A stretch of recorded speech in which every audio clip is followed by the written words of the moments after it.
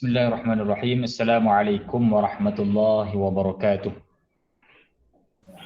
Waalaikumsalam warahmatullahi wabarakatuh. Waalaikumsalam warahmatullahi wabarakatuh. Innal hamdalillah nahmaduhu wa nasta'inuhu wa nastahdihi wa nastaghfiruh wa na'udzu billahi min shururi anfusina wa sayyiati a'malina. Man yahdihillahu fala mudilla lahu wa man yudlilhu fala hadiya lahu. Ashhadu an la ilaha illallah wahdahu la syarika lah wa ashhadu anna sayyidana wa habibana Muhammadan abduhu wa rasuluh. Allahumma salli wa sallim wa barik ala sayyidina Muhammad wa ala alihi wa ashabihi wa man tabi'ahum bi ihsanin ila yaumiddin. Rabbi syrah li sadri wa yassir li amri wahlul 'uqdatam min lisani yafqahu qawli. Allahumma rzuqna fahman nabiyyin wa hifzal mursalin wa ilhamal malaikatil muqarrabin wahdina bihidayatil 'arifin. Allahumma rabbi yassir wa la tu'assir fa inna taysira kulli 'asirin 'alaika yasir. Allahumma rabbi tammim bi khair, amma ba'd. Alhamdulillah, syukur pada Allah Subhanahu wa taala. Pada pagi ini kita dapat sama-sama berada di dalam kelas duha dalam siri kelas Nahwu. Jadi insya-Allah tuan-tuan dan puan-puan yang dirahmati Allah Subhanahu wa taala, pada pagi ini seperti mana yang saya telah maklumkan bahawa insya-Allah pada pagi ini kita akan mulakan pembacaan yang mana pada pertemuan yang lalu telah kita baca tapi dari sudut muqaddimah sahaja. Kita tak masuk lagi dalam kandungan kitabnya. Jadi insya-Allah pada pagi ini kita sama-sama dapat mulakan kitab ini. Mudah-mudahan Allah Subhanahu wa taala memberikan kita istiqamah. Di dalam kita nak belajar nahwu ni dia kena istiqamah. Istiqamah ni maknanya kita berterusan belajar. Jangan rasa jemu, jangan rasa macam malas, jangan rasa putus asa. Ya, yang penting dalam kita nak belajar ini mestilah kita letak matlamat kita. Kita mesti letak tujuan kita. Kita mesti letakkan sasaran kita. Yang mana sasaran kita dalam kita belajar ni insya-Allah kita nak supaya kita belajar ni habis. Kitab ni tak berapa tebal sangat sebenarnya. Kita belajar nahwu ni tak tebal sangat. Kitab ni lebih kurang kalau ikut muka suratnya, kalau dalam kitab saya ni 222 muka surat. Kandungan kitabnya ialah sebanyak 222 muka surat. Satu juzuk, satu jilid sahaja. Kalau mengaji kitab-kitab yang lain, kitab nahwu yang lain, dia lebih tebal. Kitab Qatrun Nada, kitab Awdah Masalik. Awdah Masalik ada 4 jilid. Yang mana tebal-tebal semua. Kitab Awdah Masalik. Jadi tuan-tuan dan puan-puan yang dirahmati Allah, pada pagi ini kita akan mulakan siri pengajian kitab At-Tuhfah As-Saniyah, yang mana saya dah terangkan maksud dari sebalik At-Tuhfah As-Saniyah tersebut. Dan insya-Allah mudah-mudahan kita belajar ini, kita mendapat keberkatan dan kita mendapat samarah, kesan yang mana ia telah kita terangkan dalam pertemuan yang lalu, iaitu kesannya ialah terjaga lidah kita daripada menuturkan yang silap di dalam bahasa Arab. Di samping matlamat kita belajar ini ialah untuk kita faham Al-Quranul Karim dan juga hadis Nabi sallallahu alaihi wasallam. Itu yang utama. Yang bab bercakap itu insya-Allah kita akan dapat secara tidak langsung. Secara tidak langsung kita akan dapat untuk bercakap. Cuma bercakap ni dia perlu kepada latihan. Dia perlu kepada suasana, dia perlu kepada bi'ah dipanggil. Ya, kalau kita tahu pun 1000 patah kalimat bahasa Arab tetapi kita tak latih untuk bercakap, kita tetap tidak mampu untuk menuturkan. Sebab apa? Kita tak latih. Oleh kerana itu, nak bercakap ni dia perlu kepada latihan. Terkadang kita malu untuk berlatih sebab apa? Sebab kita tidak ada bi'ah, kita tidak ada suasana. Oleh kerana itu, kalau orang yang biasanya belajar bahasa Arab di Malaysia ni, dia tak berlatih bercakap. Dia reti tentang kaedah, dia reti tentang nahwu, saraf dan sebagainya, tapi dia tak berlatih. Dia faham orang cakap, tapi dia nak balas balik lambat. Lambat nak balas. Sebab apa? Sebab dia nak susun perkataan dan sebagainya, dia jadi lambat. Sebab apa? Sebab kurang latihan. Kurang latihan itu lantaran daripada tidak ada bi'ah. Oleh kerana itu, kalau kita lihat orang yang belajar di negara Arab, mereka lebih, orang kata lebih cepat bercakap, cepat bercakap, yang walaupun mereka ni terkadang dari sudut tata bahasa, nahwu, saraf dan sebagainya itu kurang maklumat, tapi mereka boleh sekadar untuk bercakap. Oleh kerana itu, kalau kita nak bercakap, insya-Allah kita cubalah hasilkan ataupun kita cubalah timbulkan bi'ah tersebut. Bi'ah tersebut. Kita dah ada lebih kurang dalam kelas ni, kita ada lebih kurang 9-10 orang, insya-Allah kita cuba latih di antara kita. Kalau tak boleh untuk bercakap secara langsung dengan lafaz, kita cuba bercakap melalui tulisan, teks. Dan kita WhatsApp kawan kita, kan, itu di antara latihan yang boleh juga kita praktikkan sebagai jalan untuk kita biasa di dalam pertuturan bahasa Arab. Baik, tuan-tuan dan puan-puan yang dirahmati Allah, kita masuk di dalam perbahasan kitab At-Tuhfah As-Saniyah. Baik. Qala al-musannif rahimahullahu ta'ala wa nafa'ana bihi wa bi'ulumihi wa ja'alana minal mukhlisin bi qira'atihi qala. Bismillahirrahmanirrahim. Qala al-musannif wa huwa Abu Abdillah Muhammad ibn Dawud As-Sanhaji al-ma'rufu bibni Ajurrum al-maulud fi sanah 72 wa 600. Baik. Berkata musannif. Musannif. Siapa musannif? Musannif ini bermaksud pengarang. Ya, kita sebut musannif ialah pengarang. Muallif pun pengarang juga. Musannif ialah pengarang. Siapa pengarangnya? Wa huwa, dia adalah dia itu Abu Abdillah Muhammad bin Dawud As-Sanhaji. Siapa dia ni? Dia ni ialah pengarang kitab matan ataupun muqaddimah Al-Ajurrumiyah.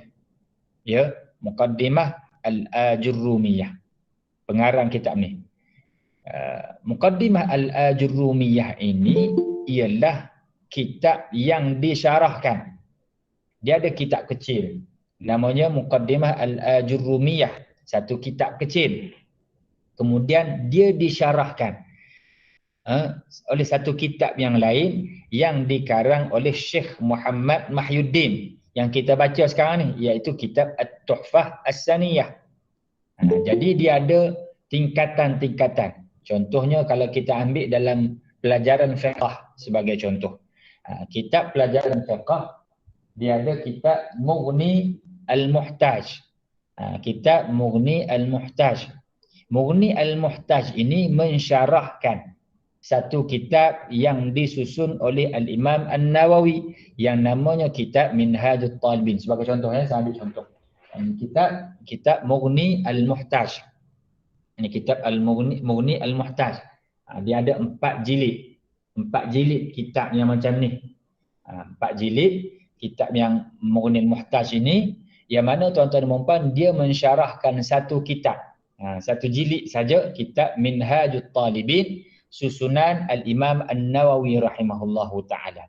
Kitab ni susunan Syekh Al-Khatib Asy-Syarbini. Mughni Al-Muhtaj ini, dia mensyarahkan kitab Al-Imam An-Nawawi. Maknanya bila kita sebut syarah, maknanya dia memperkembangkan lagi perbahasan yang ada di dalam kitab tersebut. Kitab Minhajut Talibin. Maka kitab yang kita baca hari ini ialah kitab At-Tuhfah As-Saniyah, yang mana kitab asalnya ialah Muqaddimah Al-Ajurrumiyah yang disusun, yang dikarang oleh Abu Abdillah Muhammad bin Dawud As-Sanhaji. Bin Dawud As-Sanhaji. Al-ma'ruf, yang dikenali. Ya, al-ma'ruf ini di dalam bahasa Arab dikenali. Maksudnya dalam bahasa kita al-ma'ruf dikenali. Arafa ya'rifu kan? Arafa tahu. Yang diketahui, yang dikenali. Atas wazan bina maf'ul. Kan? Wazan isim maf'ul. Dikenali. Bibni Jurrum. Dikenali dengan Ibni Jurrum. Sebab tu kitab ni dikenali sebagai Muqaddimah Al-Ajurrumiyah. Nisbah kepada dia, nisbah kepada pengarang. Jadi Abu Abdillah ni dikenali juga dengan nama Ibn Ajurrum. Apa maksud Ajurrum? Ajurrum ini ialah orang yang sufi. Ajurrum, gelaran kepada orang yang sufi. Zaman dia tu dikenali sebagai Ajurrum. Maka dia ni dikenali sebagai Ibni Ajurrum. Al-Maulud. Al-Maulud, yang dilahirkan. Dilahirkan pada sanah tahun Ithnataini wa sab'ina wa sittimi'ah. Berapa ni? Berapa tu jumlah tu? Ithnataini wa sab'ina wa sittimi'ah. Berapa tu? 672. 672. Fi sanati isnataini wa sab'ina wa sittimi'ah. Wal mutawaffa, dan meninggal. Al mutawaffa ialah meninggal. Tarikh ataupun waktu. Al mutawaffa, waktu dia meninggal. Ialah fi sanati 23 wa 700. Berapa pula tu? 723. 723. Dia bahasa Arab kita kena ingat. Dia baca hujung. Dia baca sebelah kiri. Wa 700, 700 dulu. Salas 3 20. 723. Dia pergi macam tu. 723. 672. 600 kita baca macam ni. Tapi dia tulis macam ni, isnataini wa sab'ina wa sittimi'ah. 672. Yang ni salas wa 20 wa 700. 723. Itu maknanya. Senang kalau dalam bab tulisan lah. Kalau dalam bab bacaan mungkin lambat sikit. Kalau kita bercakap tu lambat sikit, kita nak tangkap kan. Baik. Kemudian kata musannif lagi.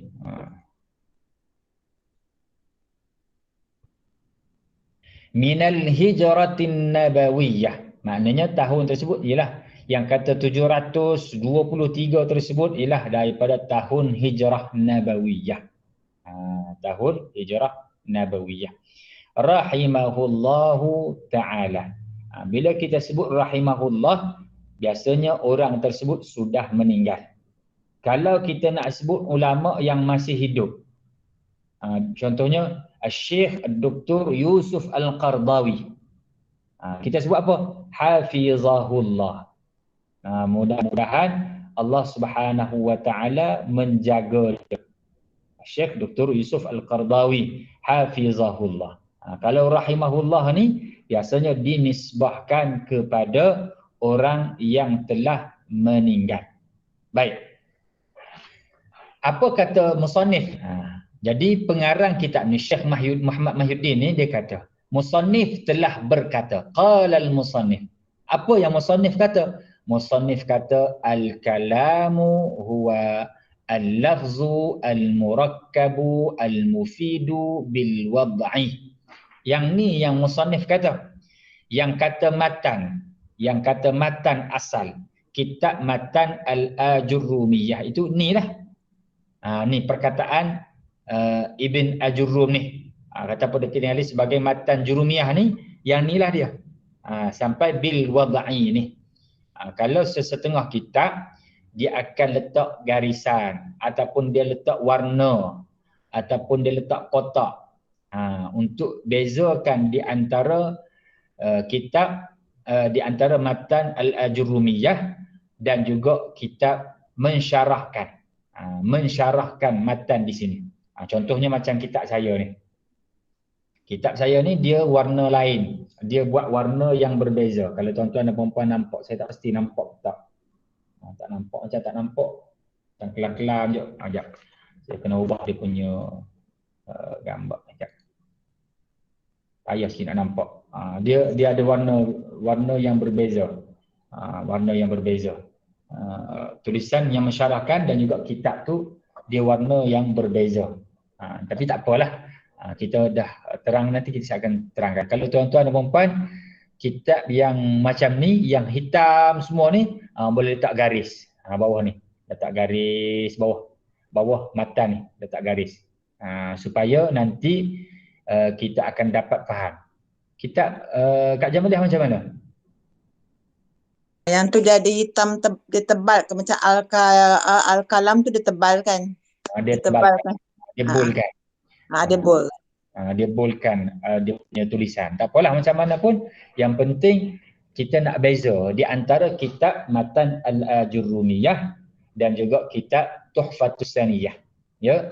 Yang di bawah tu bermula daripada wa'aqul. Yang tu dah masuk mensyarahkan dia, yang syarahkan dia. Kalau dalam kitab Allahumma salli ala sayyidina Muhammad.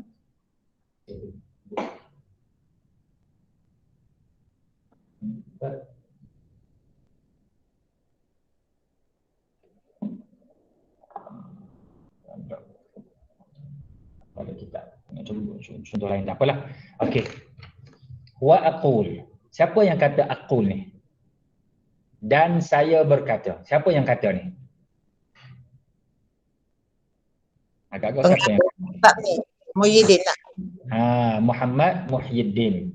Muhammad Muhyiddin, pengarang kitab Tuhfatus Saniyah. Dia berkata. Dia kata ni tujuan apa? Nak mensyarahkan maksud di sini. Maksud yang diterangkan oleh Ibn Ajurrum. Dia kata apa? Lilafzil kalam. Bagi lafaz kalam. Mana lafaz kalam? Yang di atas ni. Yang di atas ni. Bagi lafaz kalam itu apa dia? Sekejap.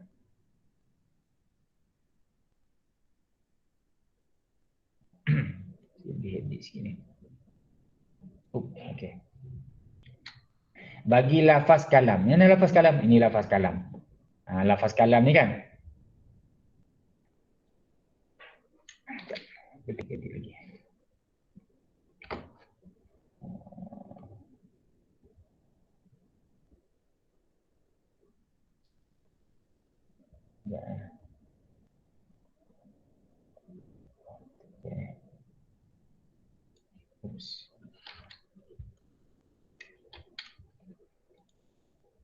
Bagi lafaz kalam. Kalam, apakah yang dimaksudkan dengan kalam yang disebutkan oleh Ibn Ajurrum dalam kitab Matan Al-Ajurrumiyah tu?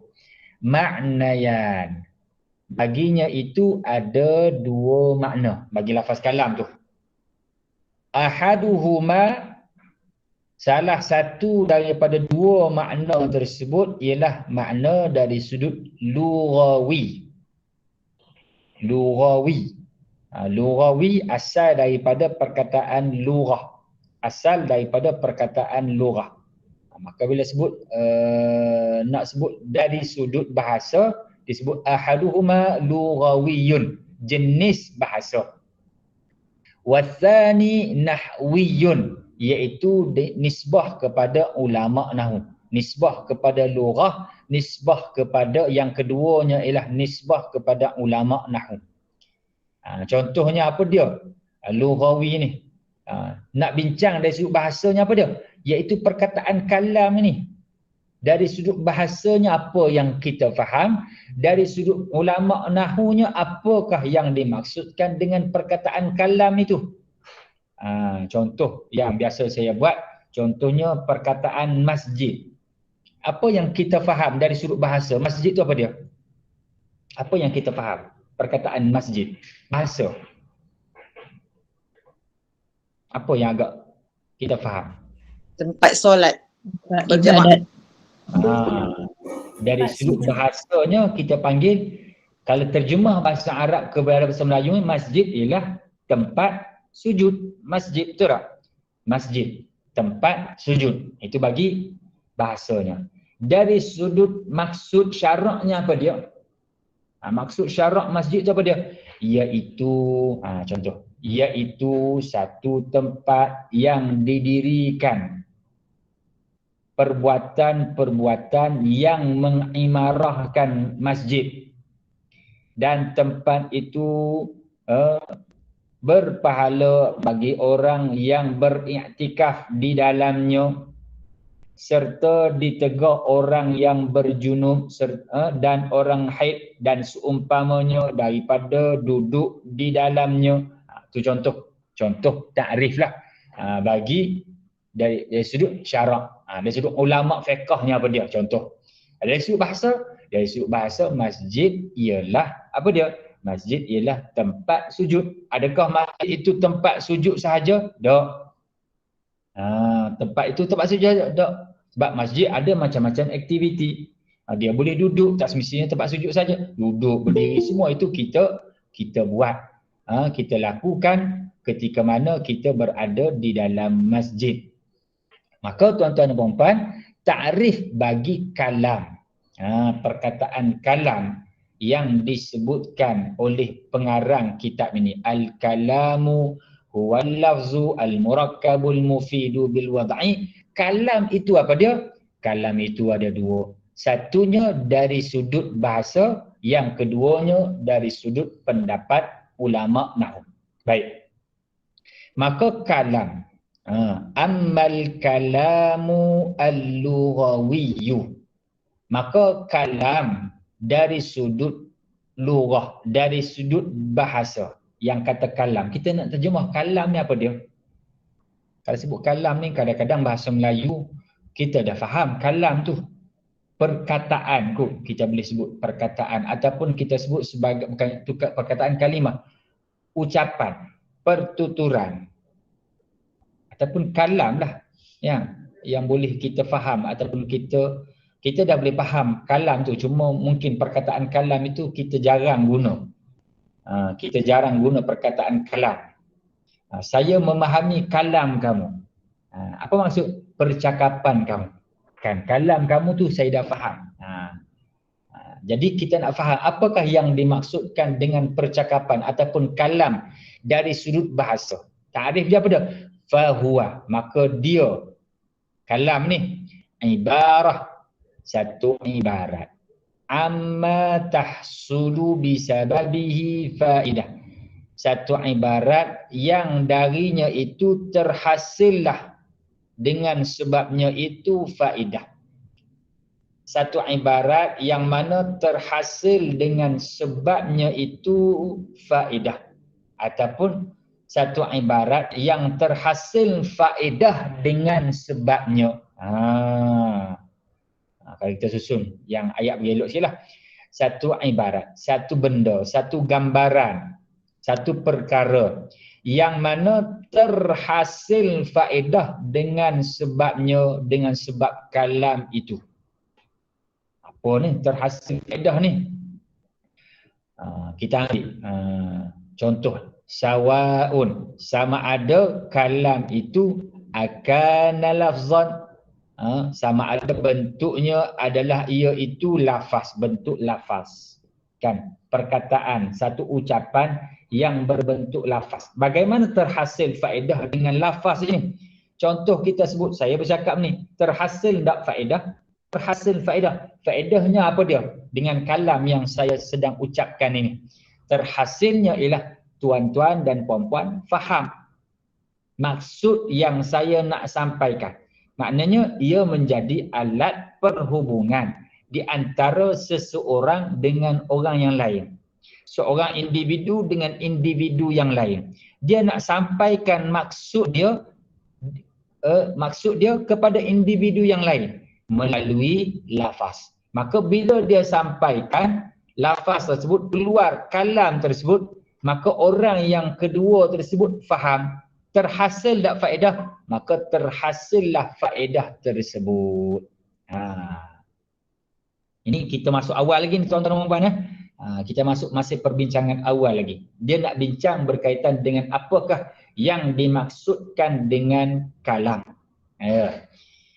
Sama ada bentuk lafaz, ni kita ucapkan ni lafaz, ya, keluar, ada perkataan-perkataan yang difahami, maka ia dikenali sebagai lafaz. Am lam yakun, ataupun bukan yang jenis lafaz, tidak ada suara, ya, maka dia bukan jenis lafaz.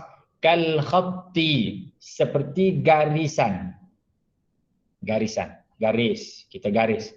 Saya garis di bawah ni. Tuan-tuan dan puan-puan faham tak? Dia bukan perkataan, tapi dia kalam. Apa maksud garisan di sini? Saya buat di sini. Maksudnya fokus. Kita nak buat satu benda yang kita nak tumpu di situ. Kita boleh faham tak? Faham, dapat faedah. Ia juga dikenali kalam dari sudut bahasa. Wal kitabah, begitu juga tulisan. Tulisan ni kan tulisan, ni semua tulisan, tulisan. Jadi tulisan-tulisan ini ia juga dikenali sebagai kalam. Sebab apa? Terhasil dengannya itu, terhasil faedah dengan sebabnya, iaitu dengan sebab tulisan tersebut. Begitu juga wal isyarah, begitu juga dengan isyarat. Apa maksud isyarat? Contoh, di sini kan ada isyarat tak? Di sini ada isyarat tak? Ada isyarat. Isyaratnya macam ni. Satu. Ni isyarat ni. Kan? Ni isyarat. Ni isyarat. Tanda-tanda. Ni isyarat. Titik dua. Apa maksud isyarat di sini? Isyarat di sini ialah lepas tu ada ucapan. Contoh. Ada titik satu. Apa maksud dia? Titiknya ialah tanda ucapan itu telah habis. Perkataan itu telah habis. Terhasil tak? Dengan hanya dia letak titik sahaja. Kita boleh faham tak maksud dia? Faham maksud dia. Contohnya apa lagi? Kita pergi berjalan. Naik kereta, bawa kereta, kita pun nampak satu benda. Satu papan dia cat warna merah. Dia cat warna merah, tengah-tengah tu dia buat garisan. Itu isyarat. Apa maksud dia? No entry. Tak boleh masuk. Dilarang masuk. Letak macam tu, dia letak garis di tengah warna putih. Papan warna merah, garis warna putih, itu ialah isyarat. Itu juga dari sudut bahasa dikenali sebagai kalam. Apa lagi isyarat? Contoh kalau saya buat, tuan-tuan, saya buat macam ni, isyarat. Faham tak? Bagus. Isyarat ada ni, isyarat. Tapi faham tak? Tuan-tuan dan puan-puan faham. Isyaratnya bagus. Saya buat macam ni. Saya buat kata, suara bunyi tak? Suara tak bunyi, tapi saya buat macam ni. Boleh tak kita faham? Itu pun dikenali sebagai kalam, isyarat. Contohnya apa lagi? Saya buat macam tu. Saya buat macam ni. Saya buat. Apa maksud? Tunjuk. Tunjuk. Itu maksud dia. Ataupun macam mana? Bahasa isyarat yang digunakan oleh orang bisu. Kan? Buat macam ni, buatnya betul-betul. Saya tak faham, saya tak kerti benda tu. Tapi ia memberi faedah tak? Memberi faedah. Dia bukan lafaz, tak keluar. Bukan tulisan pun bukan. Garisan pun bukan. Tapi ia bentuk. Dengan isyarat. Isyarat-isyarat macam ni, orang kedua faham apa yang dia nak maksudkan daripada isyarat yang dia tunjukkan. Maka ia dikenali sebagai kalam dari sudut pandangan bahasa. Okey, baik. Kemudian yang kita nak fokus ialah kalam dari sudut nahwu. Kalam dari sudut ulama nahwu. Wa ammal kalamu an-nahwiyyu. Adapun kalam dari sudut pandangan an-nahwiyyu, ulama nahwu. Ulama nahwu dipanggil an-nahwiyyu ataupun an-nuhat. Ulama nahwu. An-nahwi, kalam dari sudut pandangan nahwunya macam mana?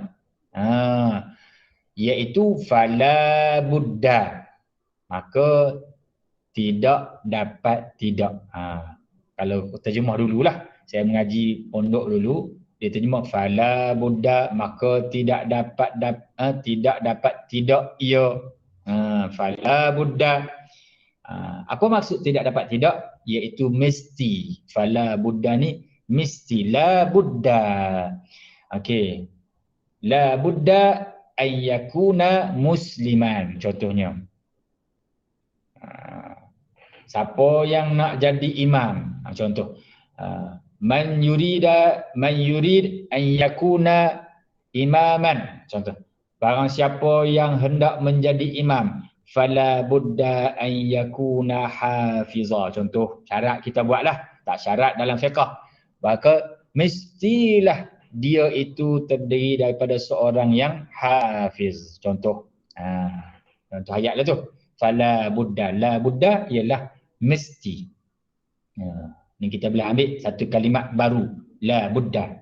La budda bermakna mesti. Min ayyajtami'a fihi, bahawasanya terhimpun padanya itu arba'atu umur. Terhimpun padanya itu 4 perkara. Yang nak dikenali kalam dari sudut ulama nahunya, dari sudut pandangan ilmu nahunya macam mana, yang kata kalam itu mestilah ia terangkum 4 perkara. Dia bukan semata-mata memberi faedah, tidak. Tetapi mestilah ia ada 4 syarat, 4 perkara. Al-awwalu, yang pertamanya daripada 4 perkara tersebut, an yakuna lafzan, bahawa mestilah yang kata kalam itu berbentuk lafaz. Ia berbentuk lafaz. Okey, nanti dia akan terangkan apa maksud lafaz. Watsani, dan yang keduanya, an yakuna murakkaban, mestilah ia itu murakkaban, tersusun. Murakkab ni tersusun. Bila kata tersusun, tak boleh duduk seorang-seorang. Tersusun. Buku ni tersusun tak? Duduk macam ni saja tersusun tak? Ini tak dikenali sebagai tersusun. Tetapi kalau saya letakkan satu lagi, ini dikenali sebagai tersusun. Buku ini tersusun daripada 2 buah kitab. 2 buah buku. Yang ni, ini tersusun tak? Tak tersusun. Sebab apa? Sebab satu sahaja. Kitab ni tersusun tak? Tersusun apa? Ini satu. Bila sebut tersusun, bermakna mestilah terdiri lebih daripada satu. Sekurang-kurangnya mesti 2. Apa maksud tersusun tersebut? Nanti kita akan terangkan di bawah nanti insya-Allah. Kemudian yang ketiga, watsalisu an yakuna mufidan. Yang ketiga, mestilah kalam itu memberi faedah. Apa yang dimaksudkan dengan memberi faedah? Sama tak dengan yang atas ni? Nanti kita akan terangkan. Warabi'u, dan yang keempatnya, an yakuna mawdu'an bil wad'il arabi, bahawa kalam itu mestilah benda yang digunakan ataupun yang dipakai di dalam bahasa Arab, bil wad'il arabi. Maknanya yang dibincangkan dalam ilmu nahwu ini ialah kalimat-kalimat yang berkaitan, perkataan-perkataan yang berkaitan hanya di dalam bahasa Arab. Kita nak gunakan kaedah ini dalam nahwu ni dalam bahasa Melayu, tak boleh. Sebab apa? Sebab ia bukan perbincangan nahwu. Sebab perbincangan nahwu ialah berkaitan dengan kalam. Kalam itu apa dia? Di antara syarat kalam itu mestilah bil wad'il arabi, yang ada kaitan dengan bahasa Arab sahaja. Adapun bahasa-bahasa lain tidak menjadi perbincangan di dalam ilmu nahwu. Baik. Kita dah terangkan dalam perbualan, dalam perbahasan yang lalu, apakah yang dimaksudkan dengan nahwu. Cuma dalam pertemuan yang lalu tak seramai ni. Pertemuan yang lalu tak ramai. Kalau ada yang rujuk dalam kelas yang dalam video yang saya share dalam grup, insya-Allah dia boleh faham. Cuma saya sebutlah di sini sikit apakah yang dimaksudkan dengan nahwu supaya tak tertinggal bagi mereka yang baru join. Nahwu tu apa dia? Nahwu ialah ilmu, al-ilmu bil qawaid. Ilmu tentang kaedah-kaedah allati yu'rafu biha, yang dikenali dengannya itu ahkamu awakhiril kalimatil arabiyyah fi hali tarkibiha minal i'rabi wal bina'i wa ma yatba'u dhalik. Iaitu kita nak kenapa dia? Kita nak kenal ialah hukum akhir kalimat. Hukum akhir kalimat. Contohnya macam mana? Contohnya kalau kita tengok dalam ayat ni kan. Kita ambil dalam dalam ni. Kita nak tahu hukum di akhir ni. Nak baca mu ke ma ke mi. Hukum dia apa dia? Hukumnya dhammah. Sebab apa jadi dhammah? Sebab ia adalah mubtada'. Ini contoh saya bawa. Mubtada'. Maka hukum mubtada' di sini oleh kerana dia ni isim mufrad, maka ia dihukumkan dengan dhammah. Contoh yang kedua, huwa. Huwa ni kenapa dibaca dengan fathah? Sebab dibaca dengan fathah sebab ia adalah dhamir yang hukumnya adalah mabni. Mabni apa maksud? Maksud dia tak boleh nak ubah dah. Tak boleh nak baca hu, tak boleh nak baca hui, tak boleh. Dia mesti baca huwa macam mana pun. Jadi kita nak bincang ialah hukum di sini. Contoh lagi, al-lafzu al-murakkabu al-mufidu bil wad'i. Huwa apa? Al-lafzu. Kita nak baca sebab apa baca dengan dhammah? Yang ni pun sebab apa dia baca dengan dhammah? Yang ni pun sebab apa dia baca dengan dhammah? Kita nak bincang ialah yang di akhir kalimat.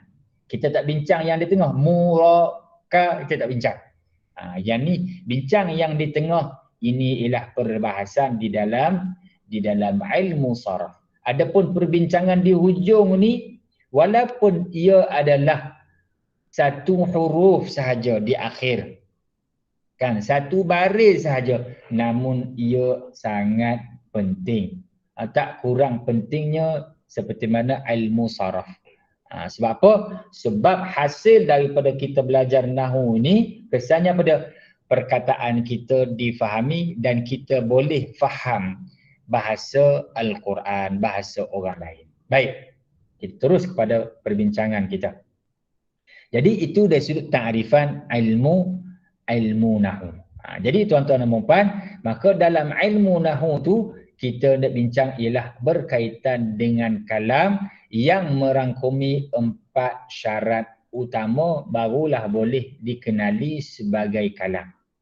Maka nahwu, maka bawah tersebut dia ada kalam. Inilah perbincangan di dalam ilmu nahwu. Baik. Wa ma'na kaunuhu lafzah. Ni saya tak tahulah sempat dah habis. Kita nak faham dari sudut ta'rifan ulama nahwu ni. Kita ambil lah beberapa yang sempat hari ni. Kalau bagi banyak, kut tak sempat nak faham secara mendalam. Baik, kita pergi sikit-sikit insya-Allah. Wa ma'na.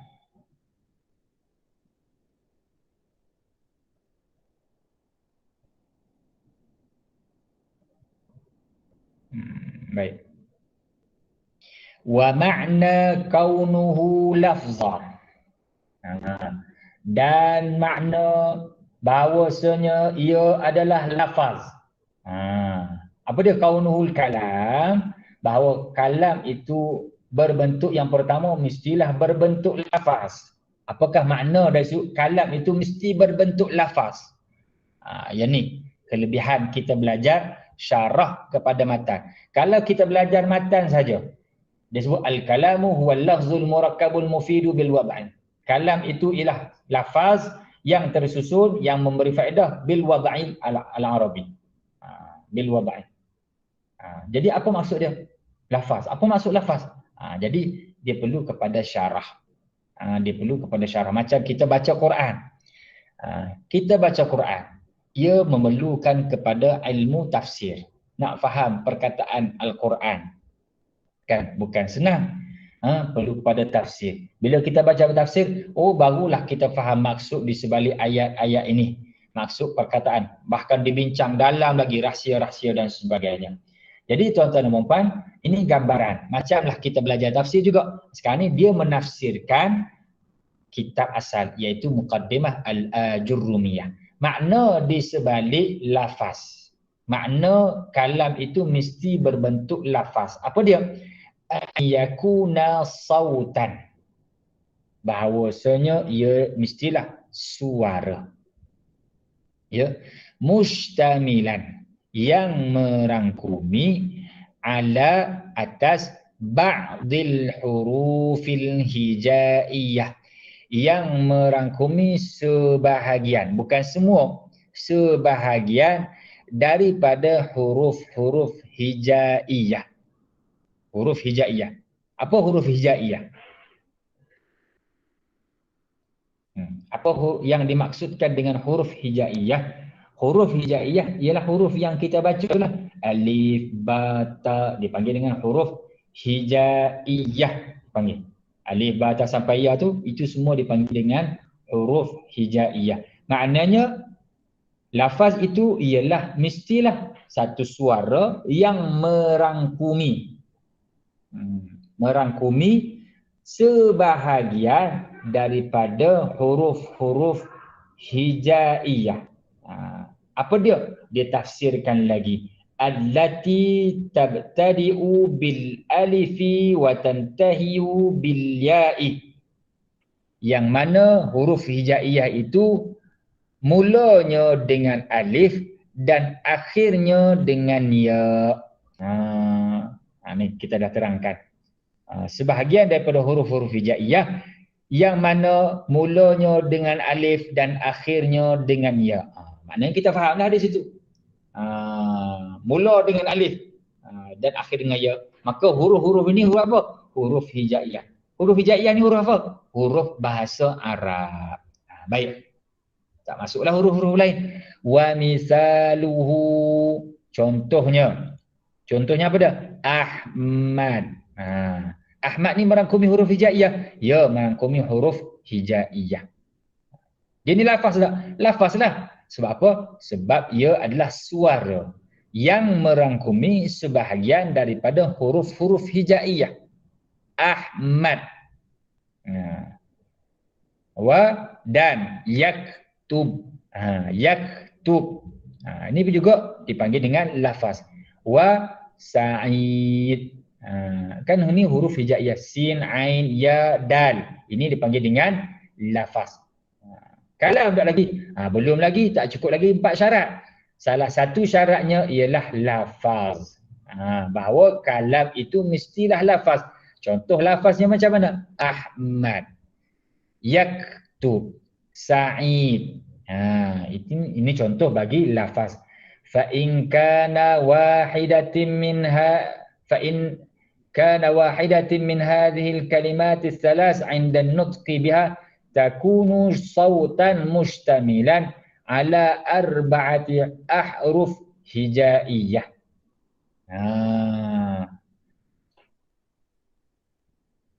Maka setiap daripada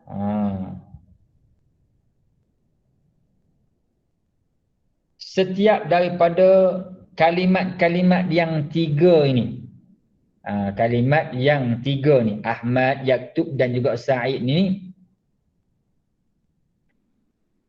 indan nutqi biha, ketika bercakap dengannya, takunu sautan mustamilan ala arba'ati ahruf hijaiyah.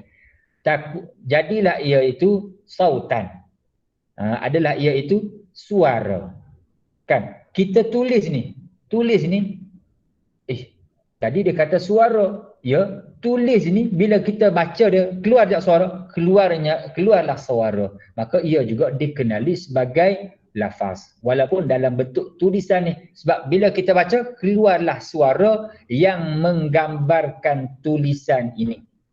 Okey. Maka ketika mana kita cakap dengannya, kita baca dia, terkeluarlah suara yang merangkumi 4 huruf. Ala arba'ati ahruf hijaiyah. Kan Ahmad 4 huruf, Yaktub 4 huruf, Sa'id pun 4 huruf. Baik. Fal isyaratu. Maka dia nak bincang satu lagi. Yang ni yang berbentuk lafaz. Maka bagaimana pula dengan isyarat? Fal isyaratu. Isyarat. Contohnya macam dia bawa tu nota kaki. Idza qala laka qail. Ambil nota kaki. Idza qala laka qail. Apabila berkata kepada engkau oleh orang yang berkata. Itu terjemah dari sudut lafaz lah. Apabila contohnya ada orang kata kat kita.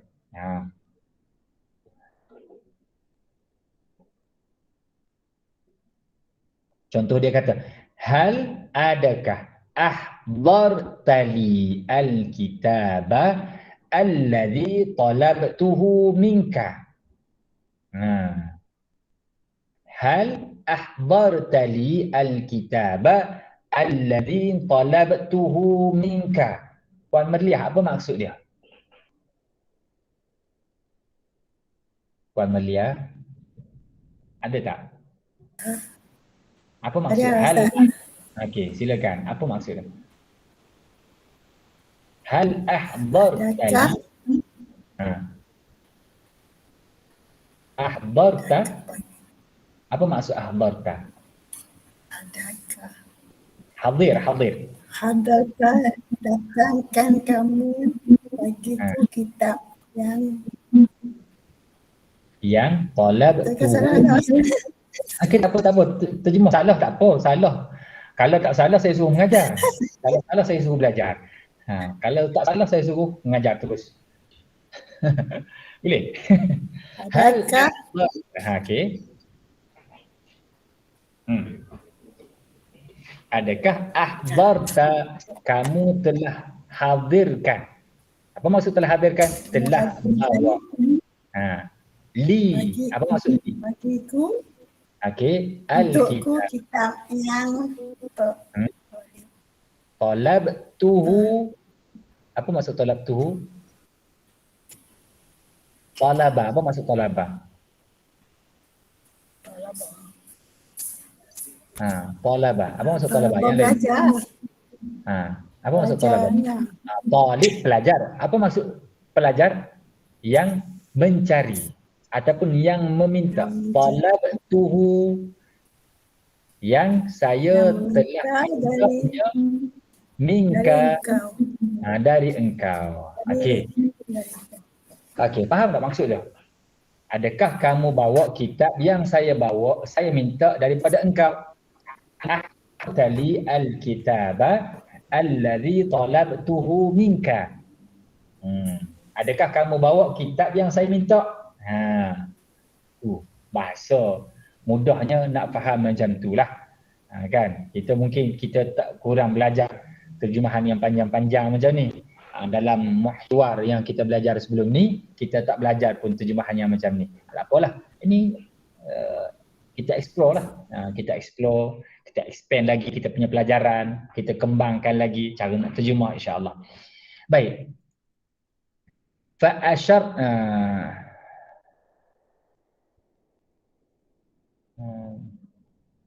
Fa'asyarta ilaihi bira'sika min fawqi ila asfal. Maka engkau isyaratkan dengannya itu. Kepadanya, fa'asyarta ilaihi. Maka engkau isyaratkan. Fa'asyarta ilaihi, maka engkau beri isyarat kepadanya. Kepada orang yang berkata tersebut. Bira'sika. Dengan kepala engkau. Min fawq ila asfal. Min fawqin ila asfal. Apa dia? Kita hangguk. Kan, hangguk. Fawq ila asfal. Atas ke bawah. Fahuwa, dan dia. Siapa dia? Orang berkata tadi. Yafham. Dia faham. annaka, bahawa sesungguhnya engkau taqulahu, kata padanya na'am, ya.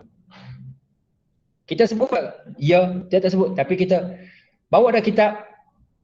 Bawa dah kitab, hangguk. Bila hangguk tu maksudnya apa dah? Ya. Kalau geling, tak. Kiri kanan, tak. Tapi kalau tuan-tuan, kalau pergi negara Arab, jangan hangguk macam tu. Hangguk macam tu dalam bahasa Arab, kalau saya lah, di tempat saya di Syria, kalau hangguk macam tu bermaksud tak mau. Ataupun tak faham. Dia hangguk juga. Kita hangguk tu maksudnya tidak. Perkataan menafikan.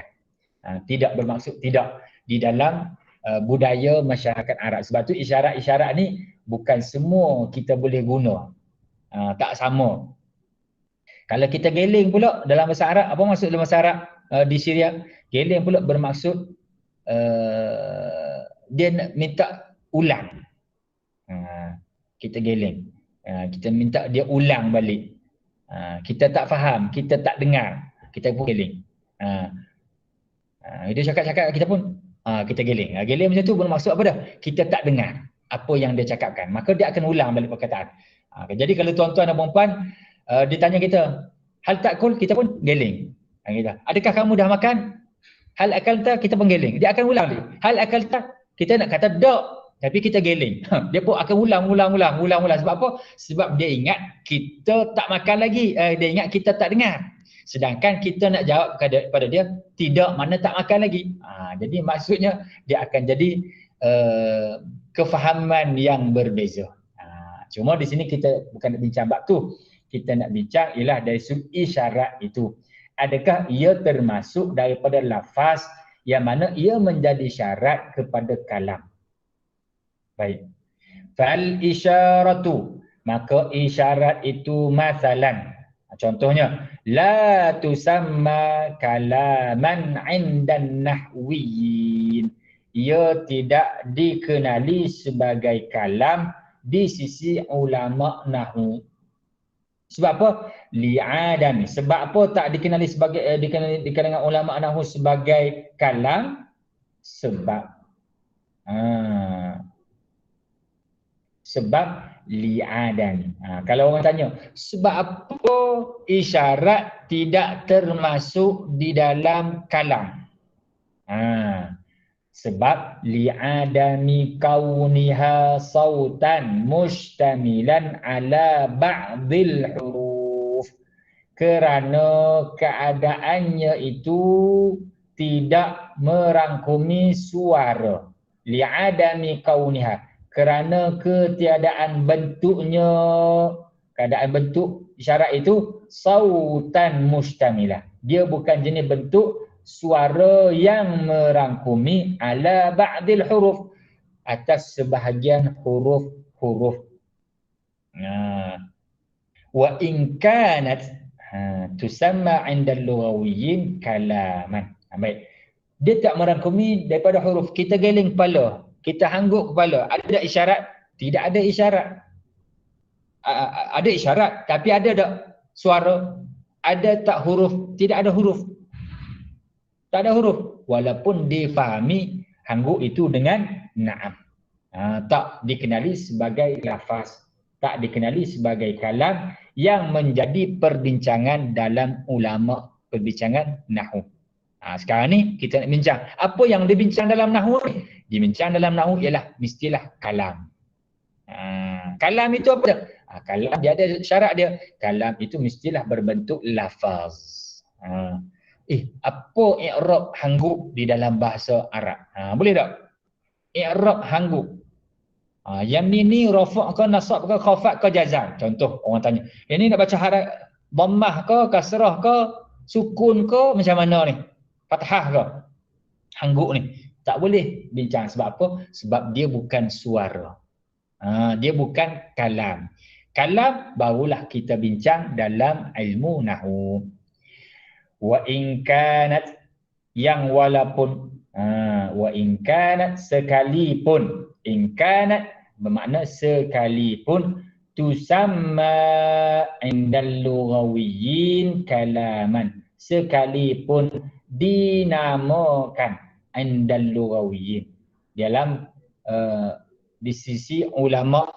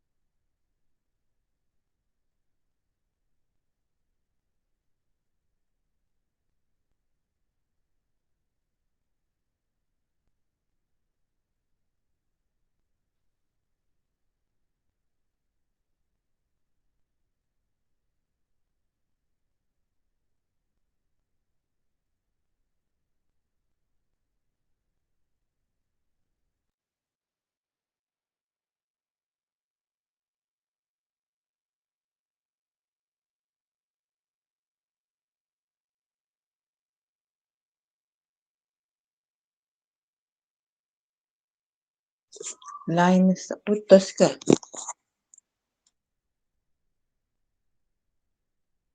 Tak ada suara Tak ada suara lah Ustaz. Macam line tak bagus. Hang kan? Line Ustaz hang. Ustaz diam. Ingatkan saya punya, saya keluar masuk balik. Okey.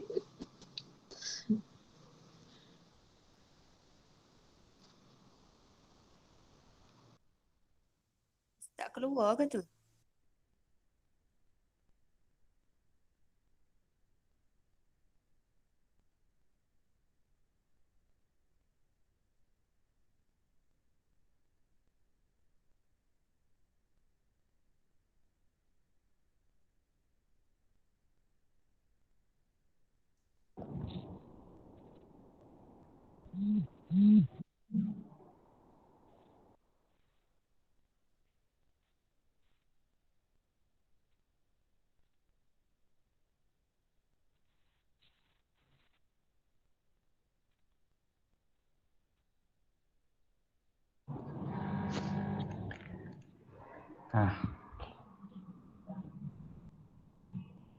Okey.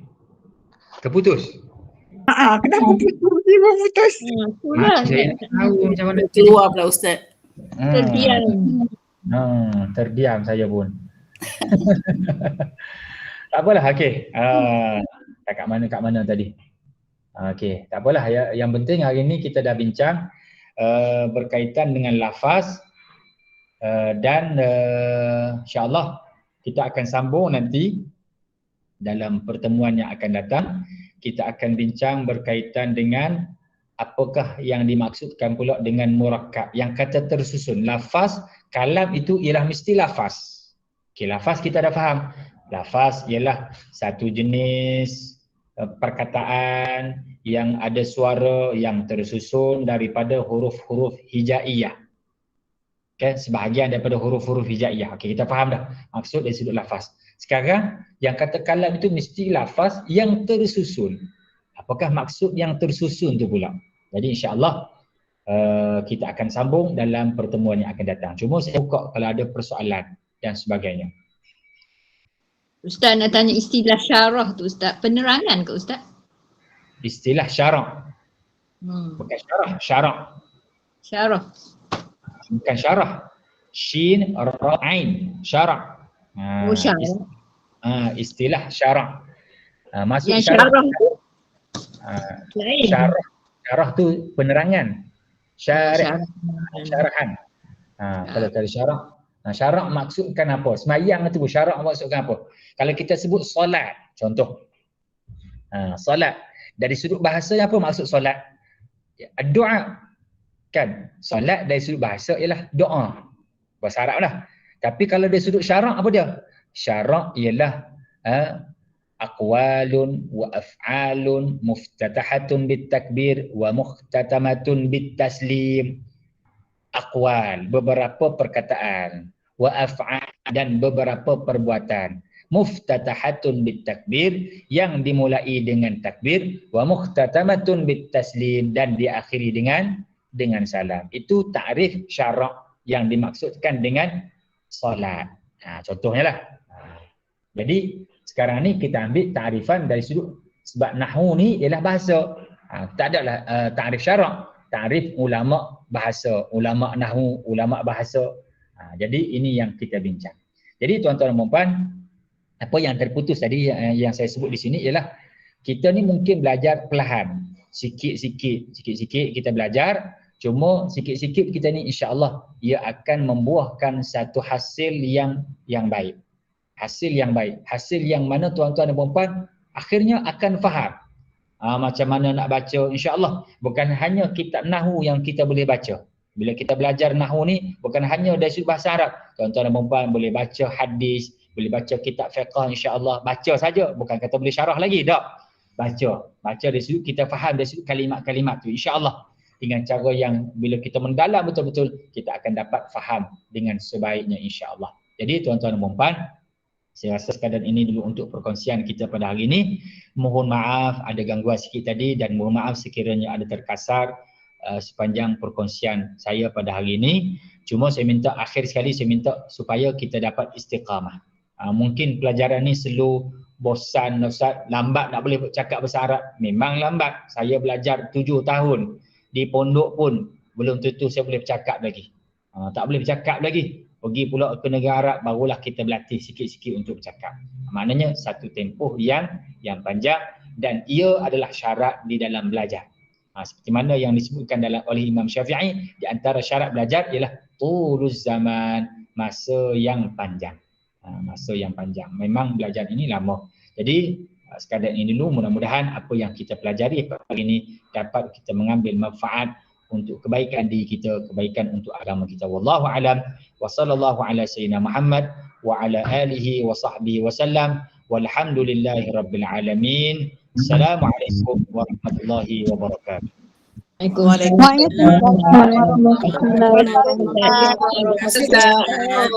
Waalaikumsalam.